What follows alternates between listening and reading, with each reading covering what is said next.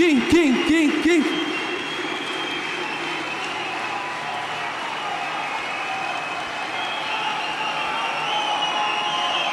Mais barulho para Kim Kataguiri!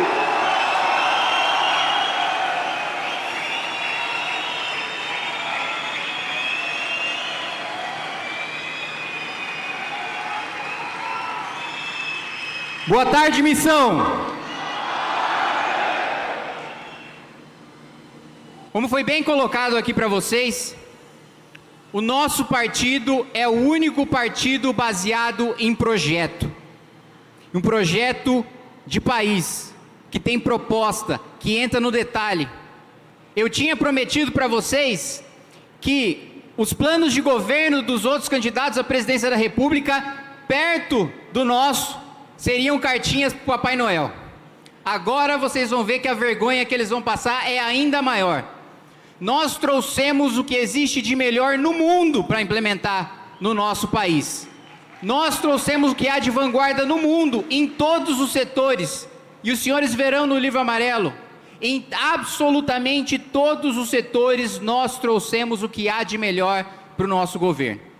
Então, eu vou chamar aqui, para me ajudar nessa exposição, primeiro, um amigo que eu tenho orgulho de ter fundado o Movimento Brasil Livre junto com ele, um amigo que recentemente foi acreditado pela imprensa, verdadeiramente, como um ex-funkeiro, mas que, por trás da sua carreira musical, tem uma grande carreira intelectual. Meus amigos, tenho a honra de convidar Pedro Deirô.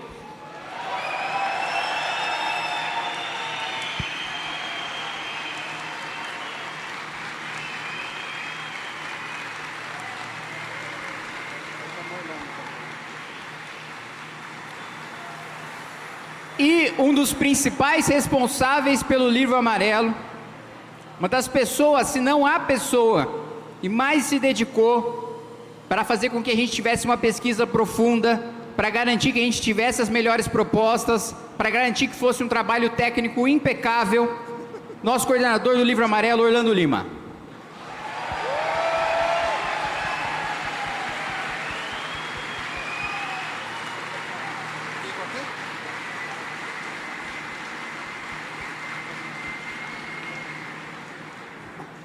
Bom, vamos começar a apresentação, e além do livro amarelo vai ter uma outra grande revelação aqui nesse painel. Só falei para deixar vocês um pouquinho ansiosos. Vamos começar? O livro amarelo e os fascículos do livro amarelo foram os responsáveis por a gente conseguir colocar esse partido de pé. Diferente dos outros partidos, que ou tiveram grandes financiadores, ou tiveram a máquina pública para serem montados, nós montamos o nosso partido com o apoio dos nossos militantes, com o apoio de quem acredita no nosso projeto, com o apoio de cada um de vocês que ajudou a construir essa história. Os nossos coletores só conseguiram fazer o trabalho heróico que eles fizeram da coleta de assinatura, graças ao livro amarelo, aos fascículos do livro amarelo, as pesquisas que fundamentaram depois o nosso livro final. Então, primeiro eu quero agradecer cada um de vocês que compraram, que apoiaram os fascículos do livro amarelo, e cada um dos coletores que ajudaram com que pela primeira vez na história a gente tivesse a nossa casa, a gente tivesse o nosso partido, a gente não precisasse mais pedir licença para ninguém para disputar nenhuma eleição, como nós jamais precisaremos pedir licença para ninguém. E partir aqui, acho que meu passador, o passador está funcionando, ou não está funcionando? Está funcionando, deixa eu testar. Para trás. Não, para trás. Não está. Volta. Problemas técnicos. Agora. Deixa nos fascículos. Nós tivemos aqui mais de 200 voluntários, 2 anos de pesquisa, 50 pesquisadores do CDPP, principalmente na área econômica, pela qual eu fiquei responsável, para a gente ter o melhor em todas as áreas. Na segurança pública, na retomada de territórios, na adoção do direito penal do inimigo, na reforma fiscal, no aumento da competitividade bancária, no nosso programa de infraestrutura, no nosso programa de defesa, no nosso programa de desenvolvimento de inteligência artificial, no nosso programa de ciência e tecnologia, no nosso programa de meio ambiente, no nosso programa das mais diversas áreas. Nós tivemos vários pesquisadores e eu me surpreendi de tanta gente que nos apoiou ao redor do Brasil. E eu vou colocar aqui uma coisa de bastidores para vocês, que me deixa feliz por um lado e triste de outro. Muita gente que ajudou, teve reitor de universidade pública que ajudou, teve vários professores e pesquisadores que ajudaram, que eu fiquei feliz de ter gente tão qualificada ajudando, mas eu fiquei triste de saber que eles tiveram que apoiar no anonimato, porque senão eles seriam linchados dentro das suas carreiras acadêmicas, dentro das suas carreiras de pesquisadores nas universidades. Nós vamos construir um país para esses pesquisadores em que eles jamais vão ter medo de ser perseguidos por expor as suas ideias. Então, eu quero agradecer a cada um dos pesquisadores e, em tempo, passo a bola aqui para o nosso Orlando Lima, já pedindo para a equipe passar para o nosso próximo slide. Por favor, Orlando. Olá, boa tarde para todos. Eu espero que dessa vez eu fale melhor, fale para fora. Estou tentando melhorar com o microfone. E, incrivelmente, a câmera daqui está me deixando mais gordo hoje. É a câmera está fazendo mal. Bom, a despeito disto, vamos falar sobre o grande projeto, o Livro Amarelo. O Livro Amarelo, ele parte, antes de tudo, de uma interpretação de Brasil, uma interpretação de nossa identidade. E não é à toa que sejamos, ao final de tudo, um projeto de subversão da má história brasileira. Não à toa escolhemos dividir o Livro Amarelo definitivo em 3 partes. A primeira chama-se Estado Novo, ironicamente. Porque, queira sim, queira não, FHC ele dizia que ele tinha que matar o Getúlio Vargas, não é? FHC não conseguiu fazer isto. E percebemos que não deveríamos matar Getúlio Vargas. O que deveríamos fazer é entender que até hoje caminhamos sobre seus erros e sobre seus acertos. Então, a partir disto, a nossa primeira parte do Livro Amarelo, que se debruça sobre reformas econômicas profundas, sobre remédios que serão amargos, sobre um novo modelo de incentivos, ele se chama Estado Novo. Porque tudo aquilo que há de legado ruim deixado será agora varrido, purgado do Estado brasileiro, e aquilo que corretamente foi feito será potencializado. Agora, a segunda parte, reformas de base, também faz referência a uma outra parte de nossa história. As reformas de base tocadas por Jango. Aqui nós iremos também pervertê-las, melhorá-las. Tudo aquilo que foi feito, que tentou ser feito, agora sim será colocado para destravar o país.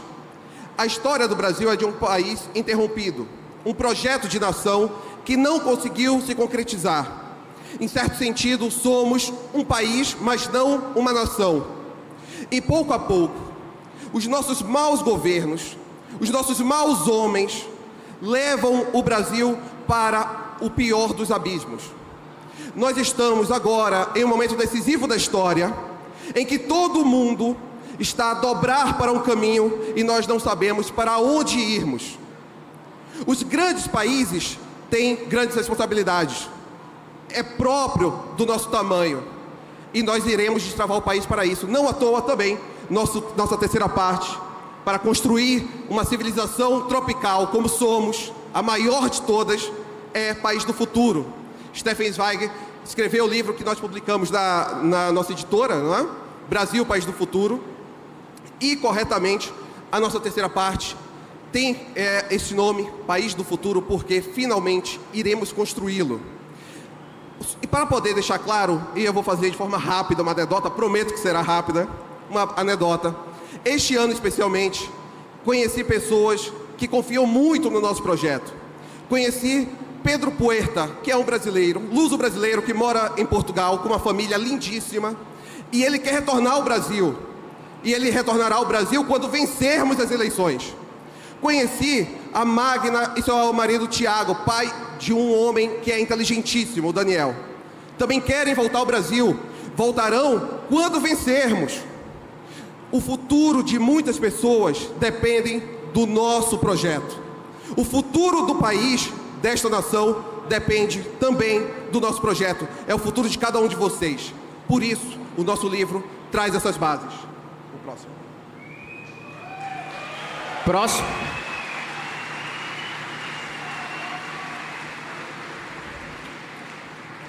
E apesar de ser aqui um plano de governo, não pensem que o Livro Amarelo é somente um plano de governo. Essa aqui é uma base definitiva para algo que será disputado nas urnas em outubro, mas esse aqui é um projeto para governar, esse aqui é um projeto para reconstruir, esse aqui é um projeto para civilizar. Nós não pretendemos fazer do Brasil apenas mais um país, um balcão de negócios. Estou cansado da política feita por mercadores. A política e a história só pode ser levada à frente pelos grandes homens, não por mercadores. Não somos descendentes de fenícios, somos descendentes dos lusitanos. É diferente. E é por isso que nós decidimos escrever. As palavras, elas passam, elas voam, é fácil falar.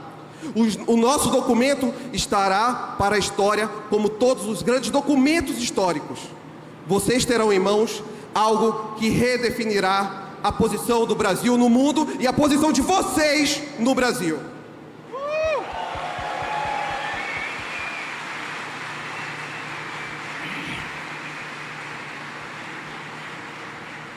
Bom, a primeira parte que eu tive a honra de revisar no Livro Amarelo e que nós vamos tocar no governo Renan Santos é sobre a reforma do Estado. Primeiro problema fundamental, eu sei que é chato, tá, gente, mas eu vou tentar ser o mais breve possível. Se nós hoje estamos com o pé no acelerador no máximo e a gente vai bater na parede inevitavelmente. Todo candidato à presidência da República sabe que a gente está prestes a bater na parede. Só nós temos a coragem de denunciar e de falar que a gente vai tomar as medidas necessárias para que o nosso país entre no rumo certo. Vai ser difícil no começo? Vai ser difícil no começo. Vai ter resultado impopular no começo do governo Renan Santos? Vai. Vamos tomar medidas que a gente vai apanhar de tudo quanto é lado, que o PT vai olhar para a gente e vai falar, tá vendo? Foi só eles ganharem que acabou os direitos sociais, foram só eles ganharem que eles começaram a atacar os benefícios. Eles sabem que eles próprios, que qualquer um que vencesse a presidência da República teria de tomar o remédio amargo, que é o início do nosso livro. Mas só nós temos a honestidade de falar para a militância, para o partido, para o eleitorado, para o país: esse remédio é necessário. Não dá mais para ficar vivendo de remendo. Não dá mais para ficar fazendo uma reforminha pequena ali, uma outra reforminha pequena ali. Nós vamos promover o maior ajuste fiscal da história, maior do que o Plano Real. A gente está falando de 3 trilhões e 300 bilhões de reais, que vão se reverter em diminuição de imposto, que vão se reverter em infraestrutura, que vão se reverter em 11 mil quilômetros de malha ferroviária, que vão se reverter no maior presídio das Américas, vão se reverter em qualificação de mão de obra, desenvolvimento de inteligência artificial, data centers no Brasil, processamento de terras raras. O presidente da República terá capacidade de investimento como nunca antes. Não vai faltar emprego, e não vai faltar emprego pagando bem. Razão pela qual, e eu vou tomar a liberdade de invadir um pouquinho a parte do Orlando, a porta de entrada do Bolsa Família vai mudar. Que vai ter emprego, nós vamos chegar,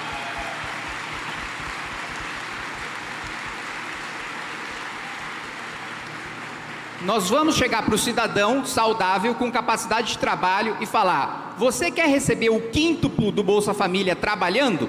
Sim, ótimo, nós temos esse emprego para você. Não, então nem o Bolsa Família você vai receber, porque nós te demos a opção de viver com a dignidade do próprio trabalho.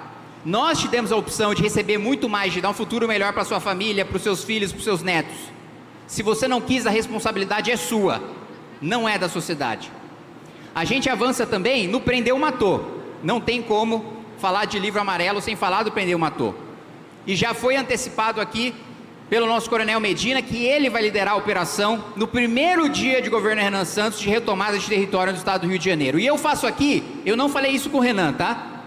Mas eu vou desafiar o nosso presidente da República a fazer pronunciamentos nacionais semanais. E vai fazer para quê? A gente vai colocar um mapa do Brasil em rede nacional toda semana. Uma mancha vermelha nos territórios dominados pelo crime organizado, nos territórios em que 40 milhões de brasileiros vivem. Semana a semana a gente vai mostrar essa mancha diminuindo. A gente vai mostrar cada centímetro de terra sendo retomado pela sociedade brasileira.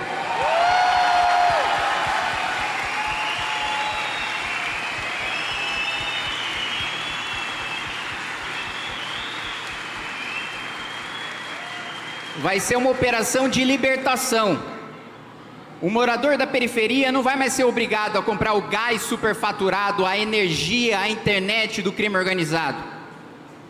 A mulher da periferia não vai ser obrigada a aceitar a relação sexual com um traficante para não ter a sua família expulsa da sua casa, para não ser julgada pelo tribunal do crime. A gente vai dar dignidade para cada um que hoje mora em territórios dominados pelo crime organizado. E não só isso, nesse pronunciamento semanal, Renan, eu te desafio também a colocar o rosto de cada liderança de faccionado que foi exterminado pelo Estado brasileiro.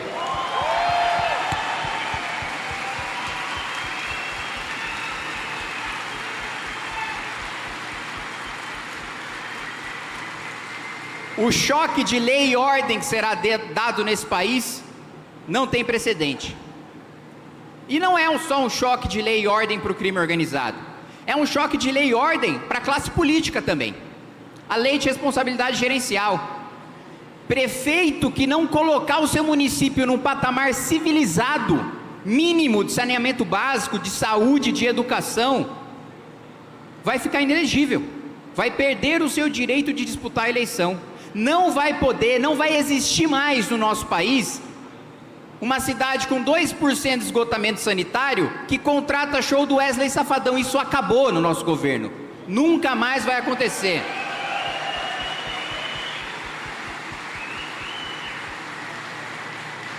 Geralmente o presidente da República e o governador mandam mais dinheiro para os prefeitos do seu partido. Nosso partido não tem prefeitos. E mesmo quando tiver, não vai ser essa a nossa política. Não interessa o seu partido, prefeito. Quanto melhores forem os indicadores, mais recursos você vai receber. A gente também vai acabar com a perversidade do Pacto Federativo, que quanto pior o Estado é administrado, hoje mais dinheiro ele ganha. É um incentivo perverso. Quanto mais incompetente é o político, mais dinheiro ele tem para fazer populismo. Olha a destruição denunciada pelo Renan no estado do Maranhão, um dos estados que mais recebem repasse da União. E os governantes usam isso para desenvolver o Maranhão? Não! Usam isso para tornar o Estado refém da miséria. Isso acaba no nosso governo. Agora, por favor, Pedro Deirô, próximo slide. Muito obrigado, Katsumoto. Então, vamos falar um pouco sobre reformas de base, né? Todos aqui sabem e vivem e sentem na pele o atraso que o nosso país vive. Se nós queremos ser o quinto país mais relevante do mundo, que hoje a gente está numa situação onde o Brasil, em renda per capita, está ficando atrás de países africanos.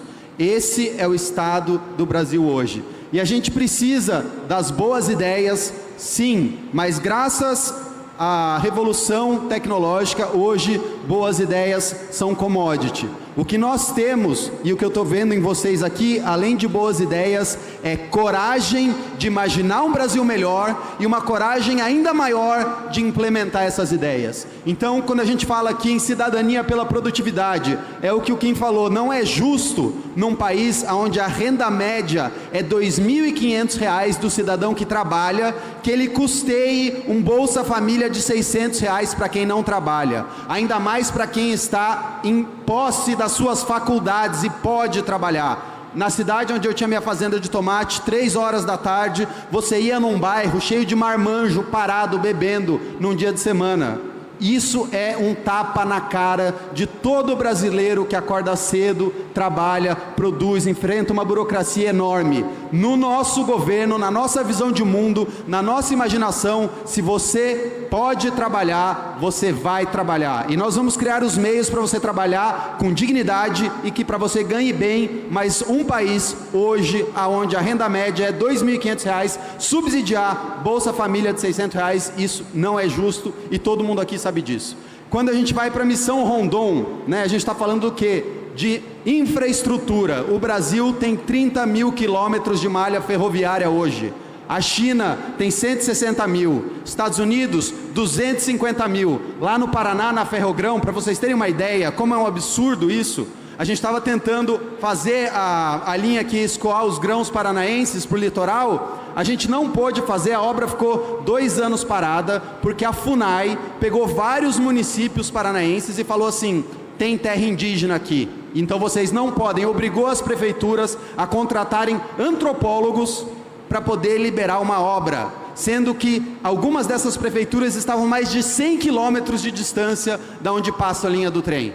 Isso é um absurdo, isso é um escárnio, isso é progresso, isso é dinheiro no bolso de vocês que não vem, porque eu não vou falar palavrão aqui, vou respirar, porque algum infeliz de um antropólogo resolveu que a 100 quilômetros de uma linha do trem tem uma tribo indígena que nem está lá, nem existe, é um pasto. Você vai no lugar, é um pasto, não tem nada, tem uma oca no lugar. E aí, o nosso entendimento é: precisamos destravar o progresso brasileiro, precisamos destravar orçamento e precisamos destravar a burocracia burra e precisamos acabar com quem sabota o nosso país dia a dia em nome de uma ideologia imbecil que não condiz com o século XX.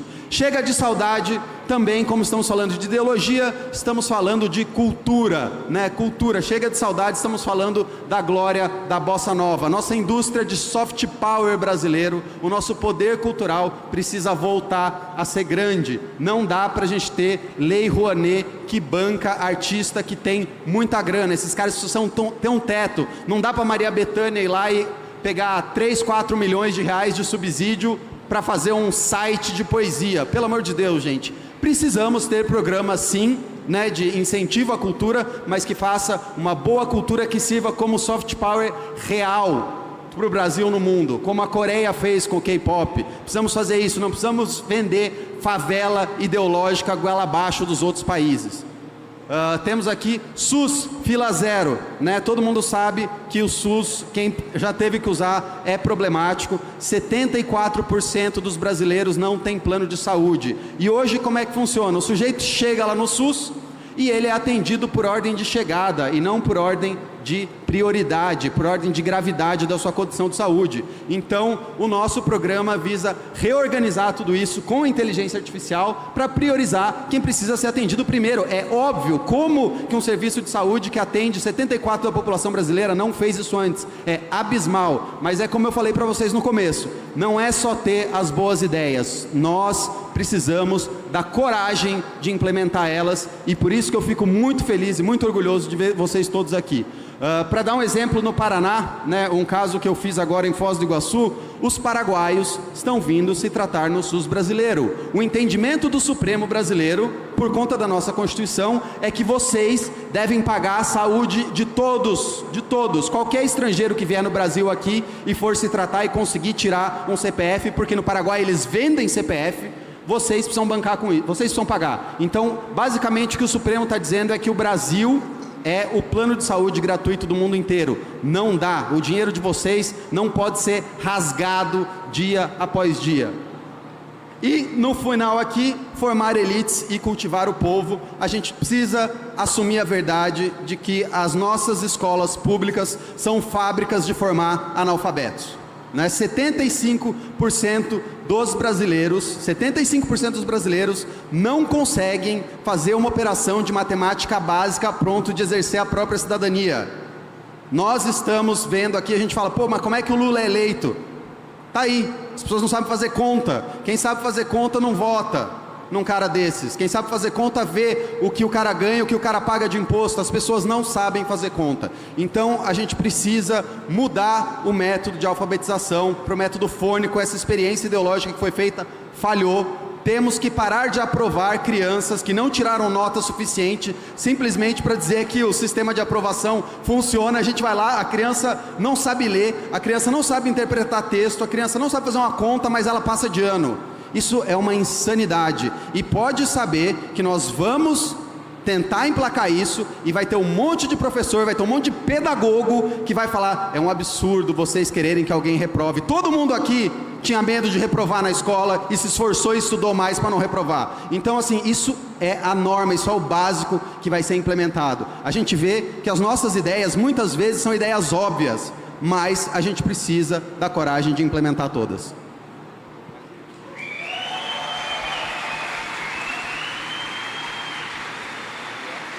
E implementando as nossas ideias, podemos então olhar para o horizonte, né? O Nordeste, como quem falou, né? Que os estados que performam pior acabam recebendo mais dinheiro.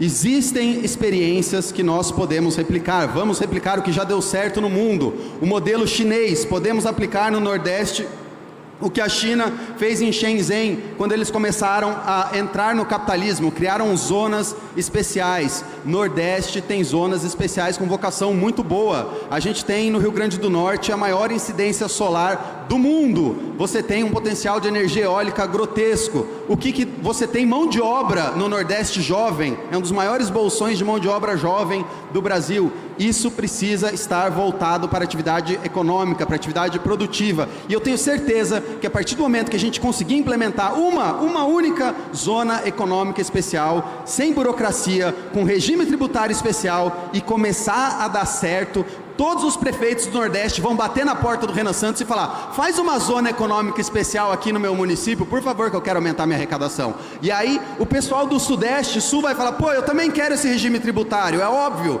que é o que aconteceu na China. Por que a China é esse monstro que ela é hoje em termos de economia? Porque eles fizeram isso em Shenzhen, fizeram isso e os municípios vizinhos viram que dava certo, viram que era uma boa ideia, e o próprio incentivo da política vai fazer com que o Nordeste seja exemplo do resto do Brasil. Celeiro do mundo, aí eu puxo a sardinha para o meu lado, né? Eu tive uma experiência no agro e digo que é assustador e é muito legal ver que 48% de todas as exportações brasileiras hoje vêm do agronegócio.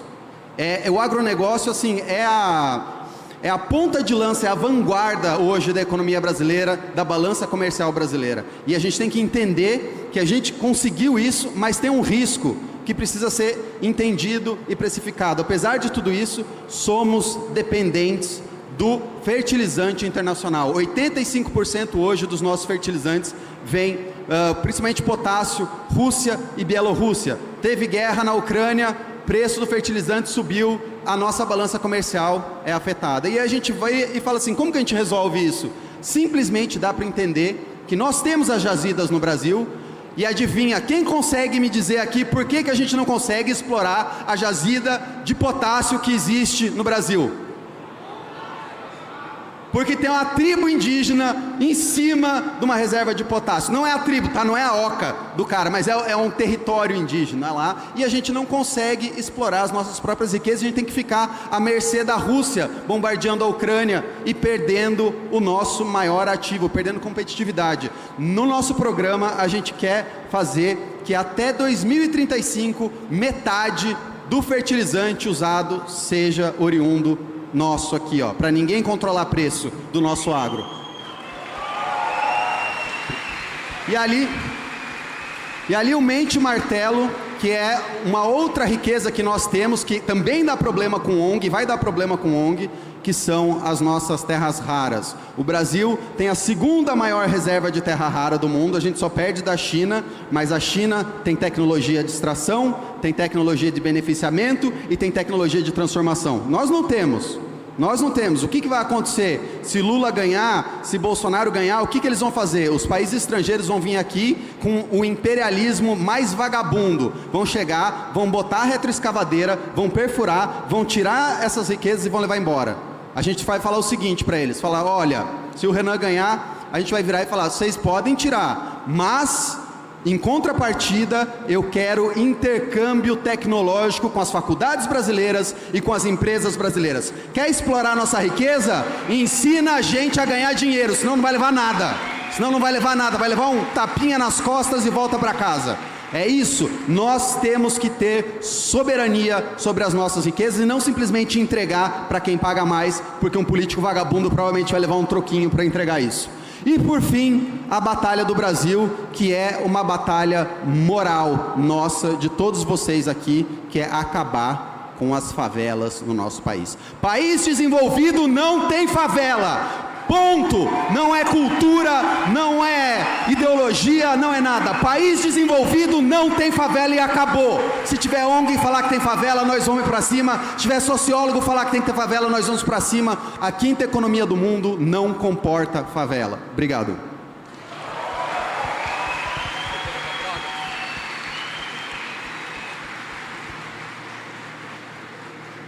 Bom, e agora um anúncio. Para além da inauguração do nosso livro amarelo, todo partido tem que ter uma instituição dessas. Só que geralmente os partidos, praticamente todos os outros partidos, usam a fundação ligada ao partido para colocar um monte de gente encostada. Cabo eleitoral de deputado, de senador, amigo do presidente do partido. Geralmente a fundação é um cabidão de emprego. No Partido Missão, não. No Partido Missão, nós teremos um instituto que vai pensar permanentemente o país.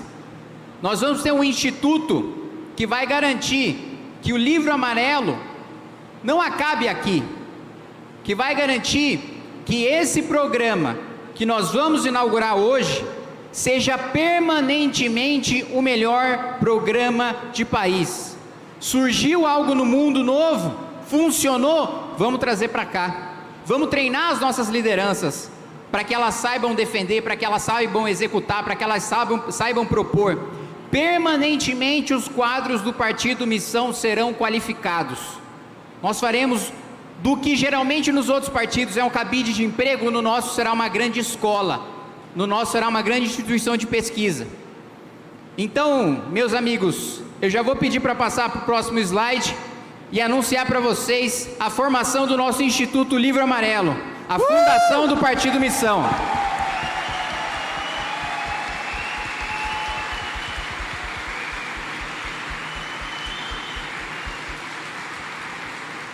Assim como nós temos o livro amarelo nacional, nós teremos os estaduais, nós teremos os municipais, nós teremos programas para todos os estados, nós teremos direcionamento para os municípios. A gente vai garantir que os nossos candidatos a prefeito, a gente vai garantir que os nossos candidatos ao governo do estado, ao Senado, ao Congresso, em todas as esferas, tenham um programa sólido para defender. E é um programa de um partido que tem crença, que tem propósito. Porque a maior parte dos outros partidos são balcões de negócio. Eles não querem ficar fazendo pesquisa ideológica. Ideologia é um negócio que, eu tive. Vou relatar uma conversa aqui para vocês. Em 2019, coitado de mim em 2019, meu primeiro ano de Câmara. Olha o nível de ingenuidade da minha pergunta. Eu perguntei para um deputado, que foi base do Fernando Henrique, foi base do Lula, foi base da Dilma, foi base do Temer e estava sendo base do Bolsonaro. Falei, você foi base de todo mundo. Você não acredita em nada, assim, não tem nenhuma linha de defesa assim? Você fica mudando de lado toda hora? Eis que ele me responde o seguinte: Kim, quem muda de lado é você. Porque dependendo do governo, você é governo ou oposição. Eu sempre sou governo. Essa é a ideologia que pauta a maioria esmagadora dos outros partidos. Nós temos um programa e nós vamos garantir que esse programa sempre seja o melhor programa de todos. Sempre busque aquilo que é de melhor no mundo. Sempre treine os nossos quadros para que eles tenham capacidade não só de defender, mas de executar quando eles vencerem as eleições. Esse será o nosso Instituto Livro Amarelo, mas não só isso. O Instituto Livro Amarelo também vai ter não só pesquisar políticas públicas, não só formar quadros, mas pensar macro, abstrair, ir além da política pública, ir para o fundamento, ir para o princípio. E daí eu passo a bola para o nosso Orlando falar sobre esse papel do Instituto. O nosso Instituto, ele não vai apenas fazer também apenas pesquisas com dados. Não iremos apenas compilar números para vocês. Nossa ideia é entregar uma interpretação de país, uma interpretação do espírito disso que chamamos de Brasil, que até agora parece uma grande maçaroca, uma jabuticaba, mas isso aqui ainda é uma nação e nós ainda existimos, não é? A despeito de todos aqueles que tentam nos matar cotidianamente, ainda existimos. Agora, uma coisa essencial que eu gosto sempre de fazer aqui, vai ser minha menção ao Zizek cotidiana. O Marx, ele tinha aquela frase que é: os filósofos se ocuparam a interpretar o mundo e está na hora de transformá-lo. Zizek, ele perverte isso, diz: bom, vocês já tentaram transformar demais, vamos começar a pensar novamente. Nós iremos fazer os dois, pensar para transformar. Nós iremos pensar para construir. Antes, todos os outros apenas quiseram agir como o seu feeling impede. Ou melhor, ir levando como o Brasil vai. Isso aqui anda, não é? São Paulo, por exemplo. São Paulo parece que é uma cidade que anda. Passou João Dória, passou Bruno Covas. E anda, a cidade anda. Haddad não anda, Haddad não anda. Mas com exceção do Haddad, que não anda, do Jaiminho, o resto andava. A grande questão é que não basta andar, não basta pararmos no tempo e deixar que a história leve. Nós estamos sendo carregados pelos outros. Nós iremos conduzir o mundo. No Livro Amarelo falamos sobre ser o árbitro do Sul Global, o líder do Sul Global, e seremos. Para isso pensaremos, criaremos ensaios, criaremos ideias, pensaremos o Nordeste a partir do que é o Nordeste, pensaremos o Sudeste de acordo com o que é, pensaremos o Brasil de acordo com o que queremos ser. A nossa imaginação não estará contida nos números, a nossa imaginação será para além, será para o espírito de um povo que ainda existe. Pessoal, muito bom tudo que vocês estão falando aí, muito legal. Não queria ter que interromper vocês aqui, mas vocês estão falando de livro amarelo, e cadê o livro amarelo? Vocês não vão mostrar? Podemos? Tá na hora de mostrar? Tá Por liberado? favor. Já pode? Por favor, Podemos? se dirijam. É agora. Ele, o livro. Quem tá pronto aí para ver o livro amarelo, levanta a mão, deixa eu ver. Ih, não.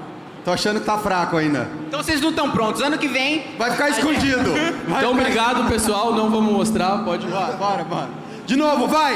Livro amarelo, que vai mudar o Brasil, com Renan Santos presidente. Ei!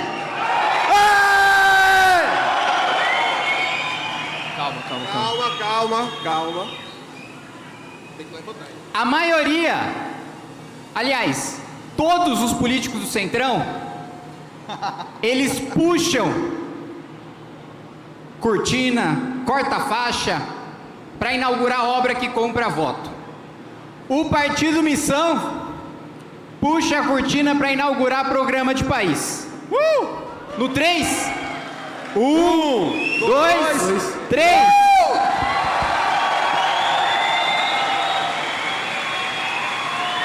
Muito obrigado, pessoal. Isso aqui só existe por causa do apoio de cada um de vocês, e em vocês está a coragem de mudar esse Brasil. É agora, o futuro vai ser glorioso e será nosso. Muito obrigado. Agora é com o Léo. Agora eu... Não, calma aí. Comigo não. Tem uma participação especial ainda. Tem mais coisa? Tem. Eu quero Não, mas chamar aí até alguém eu vou ser muito pego de surpresa. especial aqui para mostrar no detalhe essa edição maravilhosa do Livro Amarelo Definitivo. Pode vir para cá o nosso grande chefe. É o homem! É ele. Mais barulho para o chefe, pessoal. Não é todo dia que ele aparece.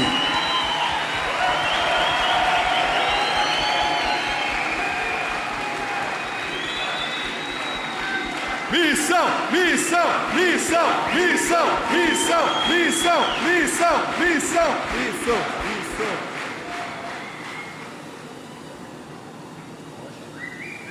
E agora eu vou pedir aqui pro nosso cameraman Mini Riso mostrar aqui no detalhe aqui para vocês. Pode virar aqui. Pessoal, essa aqui é a nossa edição de luxo do Livro Amarelo. É um trabalho primoroso da nossa equipe, um trabalho excelente que eles fizeram. Vem com uma caixa especial e esse mesmo Livro Amarelo que vocês estão vendo aqui dentro, ele... Ok. Esse mesmo Livro Amarelo que vocês estão vendo aqui dentro, ele é feito numa capa em tecido, tá? Vou mostrar aqui para vocês.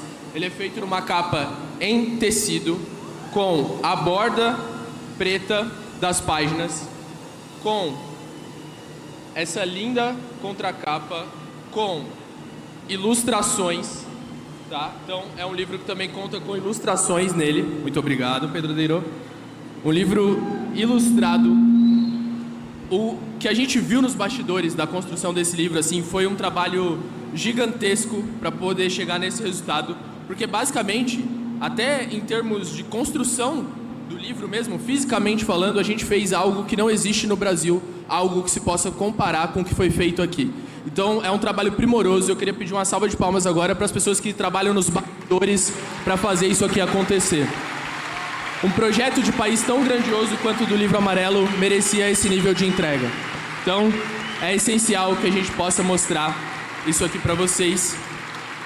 E, obviamente, agora, só para dar alguns detalhes, agora sim, vou pedir a licença aqui dos meus amigos e pedir mais uma vez uma salva de palmas para Kim Kataguiri, Orlando Lima, Pedro Deirô e para o nosso chefe. Muito mais barulho, muito mais barulho.